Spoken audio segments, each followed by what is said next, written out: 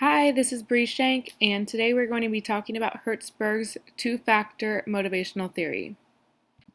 Herzberg was a clinical psychologist and a job enrichment pioneer.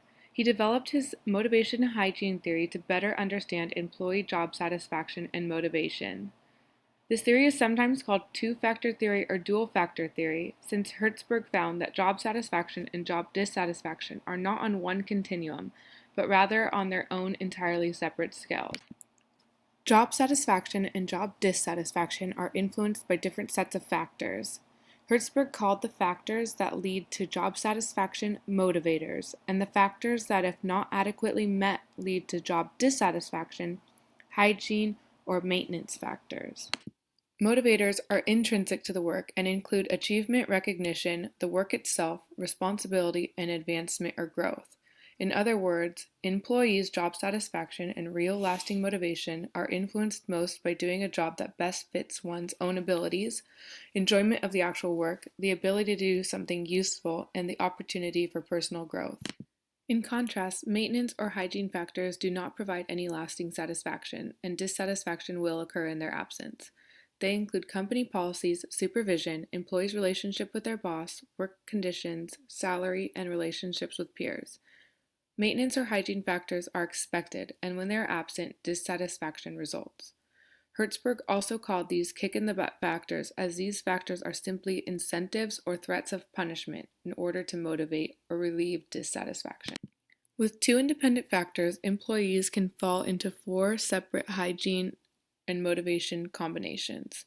High hygiene and high maintenance is the best situation and occurs when all of the employees' needs are being met with little to no complaints and they are highly motivated. High motivation and low hygiene occurs when the employee is motivated but their needs are not being met, so they have many complaints about the work environment, conditions, pay, policies, etc. Low motivation and high hygiene occurs when the employee is not motivated but their needs are being met with very few complaints. In this case, the job is simply a paycheck. Low motivation and low hygiene is the worst case scenario and occurs when the employee is not motivated and their needs are not being met, so they have many complaints. In this condition, they will likely quit. Therefore, in order to have the most highly motivated and satisfied employees, managers and supervisors must focus on the work itself, including matching employees to jobs best suited to their abilities with opportunities for higher achievement, more responsibility, more recognition, and more growth, as well as the job environment, including policies, procedures, supervision, and working conditions. Herzberg argues that this is a continual and ongoing management process. Blank are extrinsic to the work itself and cause dissatisfaction if absent. A. Dissatisfaction factors. B. Hygiene factors. C. Enrichment factors. Or D. Motivators.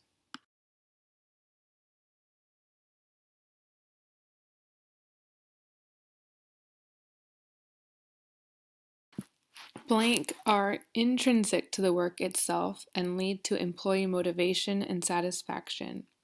A. Dissatisfaction factors.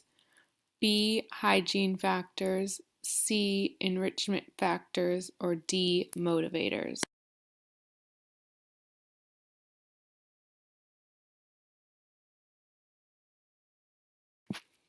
If a nurse manager were experiencing high levels of dissatisfaction on his or her unit, he or she should do all of the following except A. Improve employee benefits.